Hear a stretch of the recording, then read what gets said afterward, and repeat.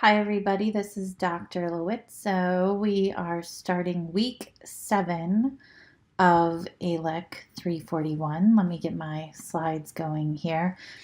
I am at home this afternoon. It is President's Day, and my children have President's Day off. So I'm here to get a little bit of work done this afternoon and then hang out a little bit. So welcome to week 7. Just like I said, here's what you need to do this week. We are back to this book.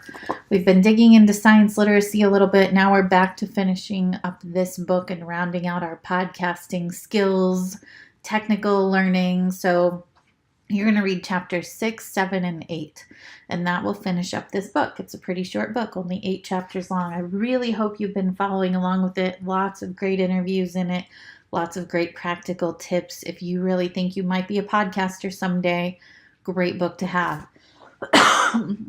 Hopefully you're watching this lecture video. I noticed last week's lecture video for week 6 only had 1 view. I'm able to track all of that stuff in Canvas and YouTube, so I really hope you're taking this pretty seriously and keeping up with these videos and the online work. I put quite a bit of time into keeping up with the content and doing these videos. It will show in your learning and your homework and your assignments if you haven't done it. So just a little word to the wise, keep following along with these videos. You also have due this week in week 7 your reflection journal number 3 and your online activity number 6. Those will be due Tuesday, February 28th at midnight.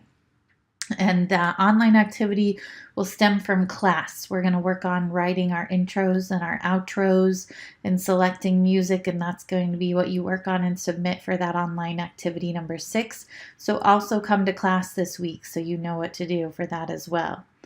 All right, chapter 6 out of our book talks about editing. We're going to start playing around with Adobe Audition, which is what we will be editing in for this class. It's great to become familiar with the Adobe Creative Cloud suite and tools so that when you get a career, a job, doing communication-related work, you'll be familiar with that. You'll be able to have that on your resume as a skill set that you have. So the book talks about what are some of the first things you want to do. You have your audio, you have it recorded. Where do you begin editing it? And talks about the first pass should be to improve the quality of your audio. So you might listen to your interview again. You might hear a little bit of a hum or a little bit of background noise, or maybe it sounds a little bit hollow and you might need to apply different filters to help the quality of the audio improve.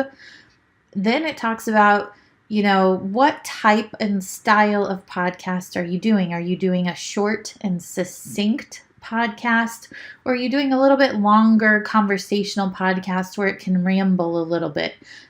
So some of you in your podcast papers listen to the short podcasts, and you told me, I don't like to sit and listen to things, or I am too distracted and busy and can't listen to the longer, rambling, conversational ones. So know that the shorter the podcast and the more cutting that you do and the more cleaning up that you do to make it shorter, that's going to increase how much time you spend editing, right? So the more cutting up you do and the shortening you do takes longer to edit versus the ones that you allow to breathe and be conversational and include some of the tangents and rambling points from your guest. It also talks about, are you going to clean up the uhs, the ums, the tangents that the person goes on and what they're describing and saying? Are you going to cut out that content? So you need to make a decision as a podcast editor when you listen to it. How much tightening and cutting up of things are you going to do and removing the uhs and the ums? It does stress, don't take out breaths. Right? We take a deep breath before we speak a lot of times, or your guest might take a breath in between thoughts or sentences.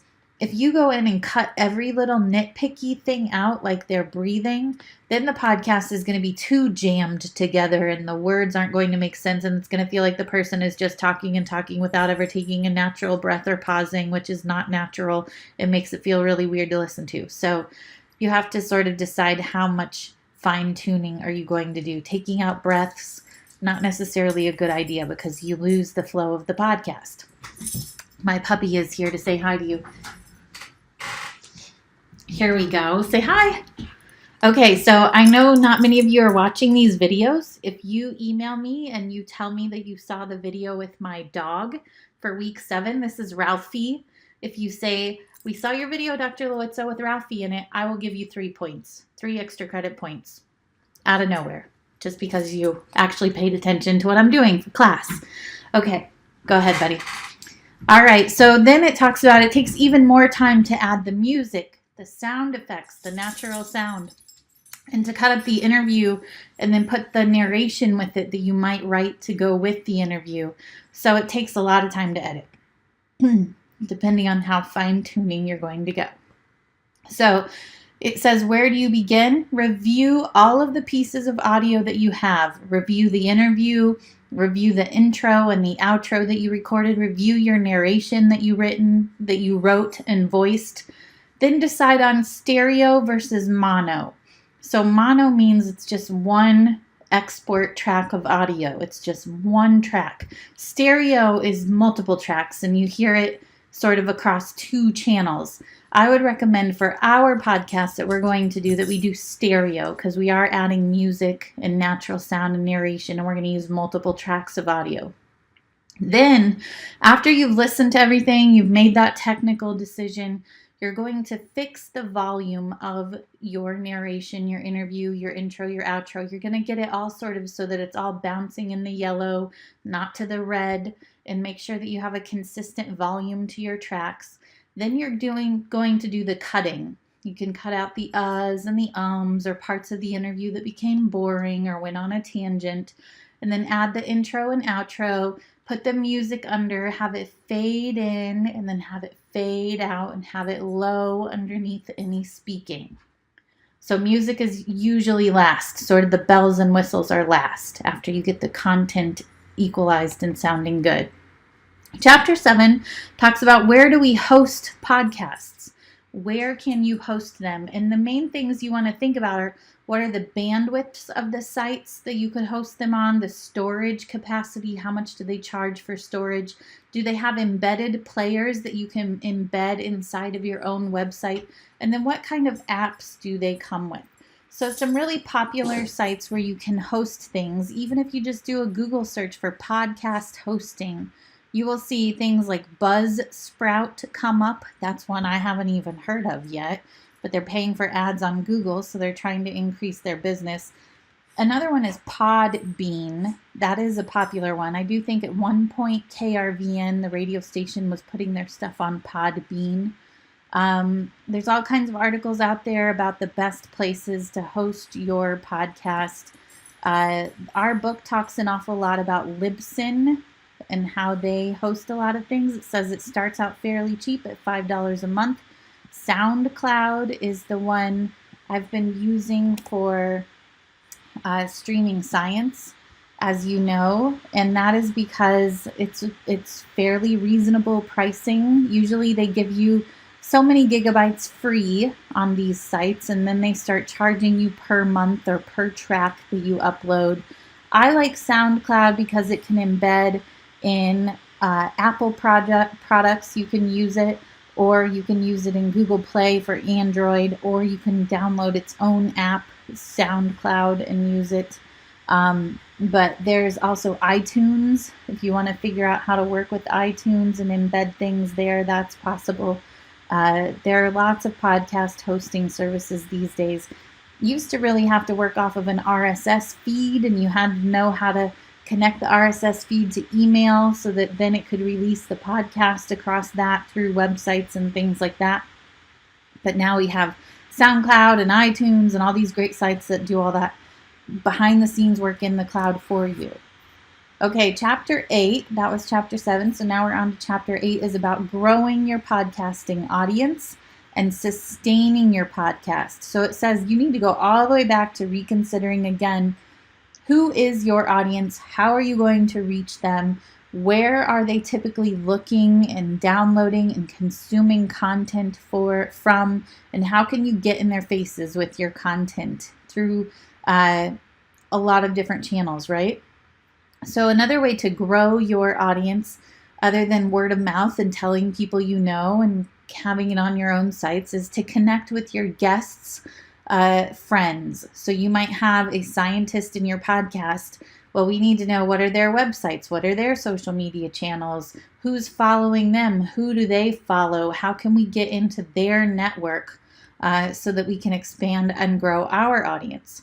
It says reach out to similar podcasts audiences.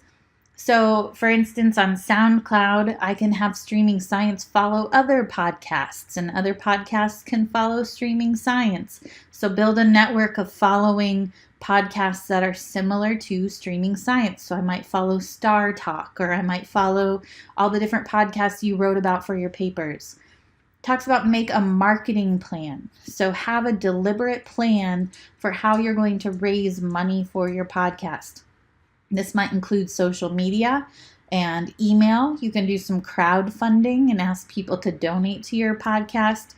You can spend money to advertise your podcast on social media, in newspapers, on websites, things like that. But then you can also charge money. Once you have grown an audience and you have a lot of followers, you can start charging money to people to run ads within your podcast for products and services. You might mention that this podcast was funded by such and such.